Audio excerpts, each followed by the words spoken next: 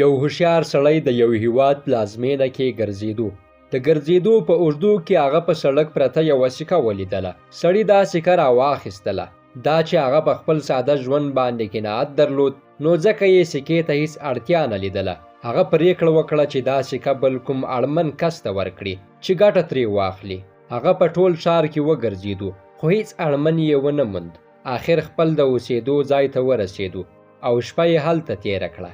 بله ورځ پاڅېدو او د خپلو چارو سرته رسولو لپاره یې ملا وتړله. ګوري چې د دغه هیواد پاچا په یو بل هیواد باندې د برید لپاره جنگ ته لشکر چمتو کړی دی. کله چې پاچا دا سپین ږیری ولید، تم شو او ده ته یې وویل: ای د عقل او پوهې څښتنه، زه په یو بل هیواد باندې برید کوم چې سلطنت مې پراخه شي، نو ماته د بري دعا وکړه. له لږ فکر کولو وروسته سړي هماغه سکه د پاچا په لاس کې کېښوده.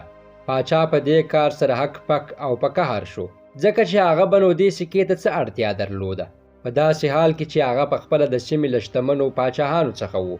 هغه د دې لپاره چې پوه شي پوښتنه وکړه: د دې یوې سکې راکولو څخه دې مطلب څه شو؟